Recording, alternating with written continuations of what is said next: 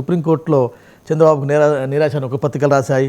ఆ తర్వాత 17A ఇద్దరు జడ్జీలు చెరో మాట మాట్లాడారు, భిన్నాభిప్రాయాలు వినిపించారు, దాని విస్తృత ధర్మాసనానికి రికమెండ్ చేశారు అనేది రకరకాల వార్తలు వచ్చాయి. కానీ నిన్నటి అంటే స్కిల్ కేసులో ఈ భిన్న తీర్పులు ఎందుకు అని ఒక వాదన. ఇంతకీ బాబుకు రిలీఫా నిరాశ అనేది కాస్త పక్కన పెడితే ఈ కేసు భవిష్యత్తు ఏంటి, ఇంతకీ చంద్రబాబు భవిష్యత్తు ఏంటి? అంటే ఈ కేసు ఉంటుంది. ఇప్పుడు భిన్న తీర్పులు కాదు, మనకు అర్థం కావాల్సింది ఏంటంటే ఒకటే తీర్పు, ఒక్క అంశంలో మాత్రమే భిన్న తీర్పు, అన్ని అంశాల్లో భిన్న తీర్పు కాదు. ఇప్పుడు అందులో భిన్న తీర్పు ఏంటంటే సెక్షన్ 17A అప్లికబిలిటీ పైన భిన్న తీర్పు. అంటే 17A చంద్రబాబు నాయుడుకు వర్తిస్తుందా లేదా. 17A అంటే గవర్నర్ అనుమతి తీసుకోవడం. గవర్నర్ అనుమతి తీసుకోవడం అనేది వర్తిస్తుంది అని జస్టిస్ అనిరుద్ బోస్ తీర్పు చెప్తే, వర్తించదు అంటే ముందు జరిగిన నేరాలకు కూడా వర్తించుకుంటూ పోతే ఇక ఇప్పుడు జరుగుతున్న విచారణలు చాలా ఎఫెక్ట్ అవుతుంది అని జస్టిస్ బేలా త్రివేది తీర్పు చెప్పారు. అందువల్ల difference of opinion section 17A with retrospective effect అంటే ముందు నుంచి కూడా, అంటే ఈ చట్టం రాకముందు నుంచి ఉన్న వాటికి కూడా విచారణ జరుగుతుంటే వర్తిస్తుందా లేదా అనే దానిపైనే justice Aniruddha Bose, justice Bela Trivedi divided judgement ఇచ్చారు. దానివల్ల అది విస్తృత ధర్మాసనానికి రెఫర్ చేయబడి చీఫ్ జస్టిస్ దగ్గరలో ఉంది.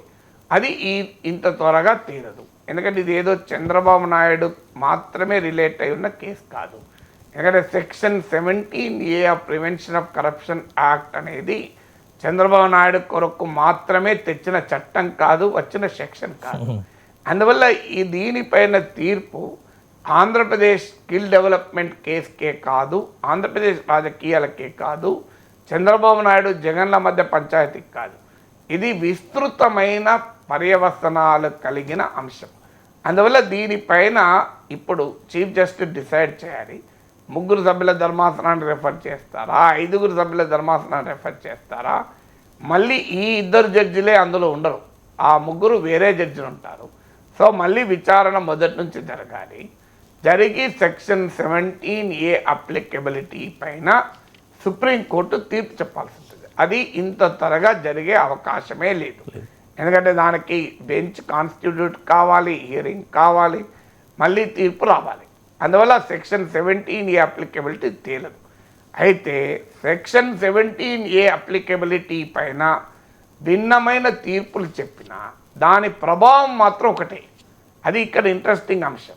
ఎందుకంటే 17A అప్లికబుల్ అవుతుందా లేదా అన్నది ఇప్పుడు more academic interest, more technical interest.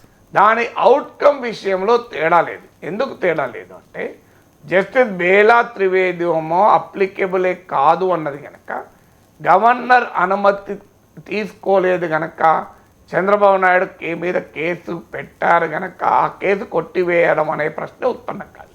ఎందుకంటే బేలా త్రివేది క్లియర్గా అప్లికబులే కాదు ఈ 17A అని చెప్పేది.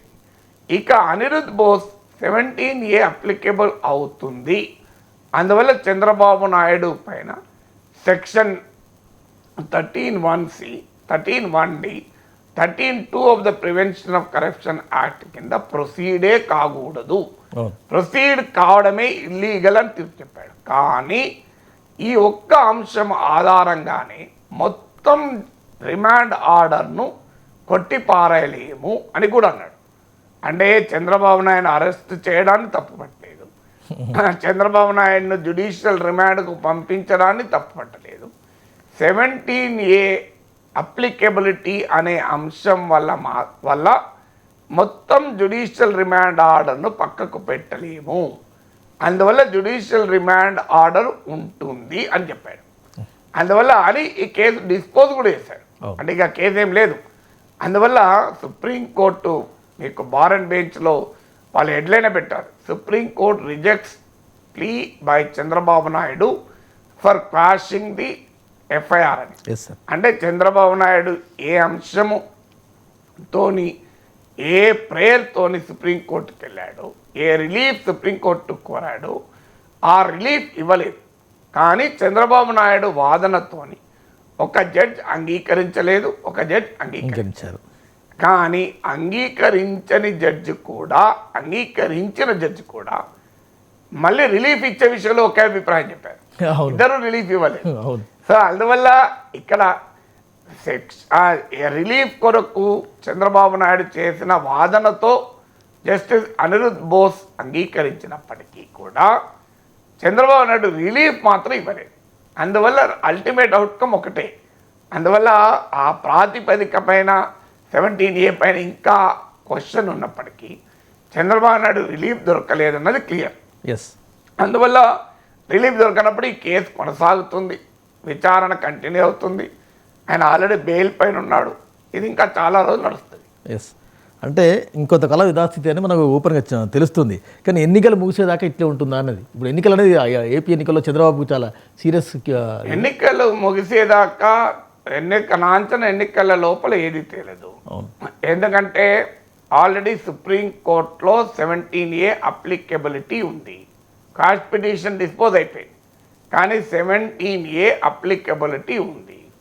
సో అందువల్ల ఈ లోపల మరి ట్రయల్ కోర్టు జుడిషియల్ రిమాండ్ పంపడాన్ని ఇద్దరు జడ్జిలు అపోహల్ చేశారు. ఆ కాస్ట్ పిటిషన్ హైకోర్టు డిస్మిస్ చేయడాన్ని అపోహల్ చేశారు. అందువల్ల నాకు అర్థమైంది అయితే కాస్ట్ పిటిషన్ సుప్రీంకోర్టులో పెండింగ్లో లేదు, డిస్పోజ్ అయిపోయింది. 17A అప్లికబిలిటీ అనేది మాత్రమే పెండింగ్ ఉంది. అది అప్లికేబుల్ అయినా కాకపోయినా జ్యుడిషియల్ రిమాండ్ అయితే అప్హోల్డ్ అయింది. అందువల్ల ఆ విచారణ ట్రయల్ కోర్టులో కంటిన్యూ అవుతుంది. ఎందుకంటే ఇందులో ప్రివెన్షన్ ఆఫ్ కరప్షన్ యాక్ట్ కింద నేరాలే కాదు, క్రిమినల్ బ్రీచ్ ఆఫ్ ట్రస్ట్ అనే ఇంకా తీవ్రమైన నేరం. అది ఈవెన్ యావజ్జీవ ఖైదుకు అవకాశం ఉన్న నేరం అది. సో ఆ నేరారోపణ కూడా ఉంది కనుక ట్రయల్ కోర్టుకు జ్యుడిషియల్ రిమాండ్ ఇచ్చే అధికారం ఉందని సుప్రీంకోర్టు చెప్పింది కనుక, ఎందుకంటే చంద్రబాబు నాయుడు తరఫున పిటిషనర్ వాదించింది ఏంటంటే ఇది ఏపీసీఐడి పెట్టిన కేసు, ఏసీబీ కోర్టులో ఎలా విచారిస్తారు, ఏసీబీ కోర్టు జ్యుడిషియల్ ఉందా, ఇలాంటి అనేక అంశాలు ఏమనిస్తారు. సుప్రీంకోర్టు క్లియర్గా చెప్పింది ట్రయల్ కోర్టుకు అధికారం ఉందని. అందువల్ల ట్రయల్ కోర్టులో విచారణ కంటిన్యూ అవుతుంది. అది ట్రయల్ కోర్టులో విచారణ ముగిసి తీర్పు చెప్పాలి. అది ఎన్ని రోజులు పడుతుందో చెప్పలేము. ఎన్నికలకు ముందు స్కోప్ లేదు. ట్రయల్ కోర్టు చంద్రబాబు నాయుడును నిర్దోషి అని ప్రకటిస్తే ఇక చర్చ లేదు, దోషి అని ప్రకటిస్తే మళ్ళీ ప్రాసెస్ మొదలవుతుంది.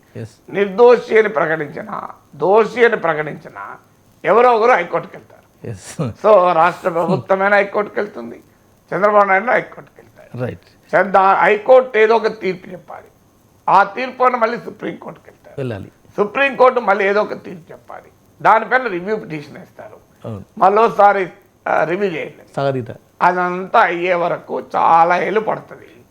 అందువల్ల ఇలాంటి కేసుల్లో ప్రాసెస్ ఈజ్ పనిష్మెంట్ అంటారు. ఇప్పుడు జగన్మోహన్ రెడ్డి మీద కేసులు ఏమైనాయి, జైలుకి వెళ్ళొచ్చినా కూడా 12 ఏళ్ళు 10 ఏళ్ళు దాటిపోయింది కదా, ఏం కాలే కదా. అందువల్ల ఈ చంద్రబాబు నాయుడు మీద ఏమవుతుంది. అయితే ఒక్క సమస్య ఏంటంటే ఇది ఒకటే కాదు, ఇంకా వివిధ కేసులు జగన్మోహన్ రెడ్డి ప్రభుత్వం పెట్టింది, పెడుతుంది.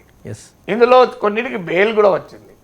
సో ఇలా కోర్టుల చుట్టూ బెయిల్ల చుట్టూ తిరుగుతూనే ఉండాలి. అంటే సేమ్ టైం అల్టిమేట్గా బెయిల్ రద్దు ఏదైనా కోర్టు చేస్తే అది ప్రాబ్లం, కానీ అది చెయ్యకపోవచ్చు. ఎందుకంటే మన దేశంలో బెయిల్ ఇది రూల్, జైలు ఇది అన్ ఎక్సెప్షన్.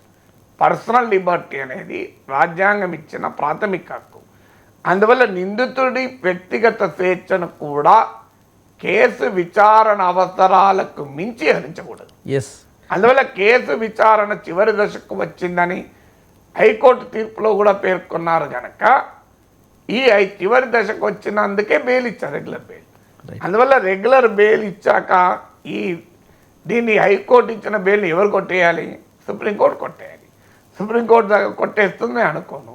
అందువల్ల చంద్రబాబు నాయుడు పైన కేసు ఉంటుంది, బెయిల్ ఉంటుంది.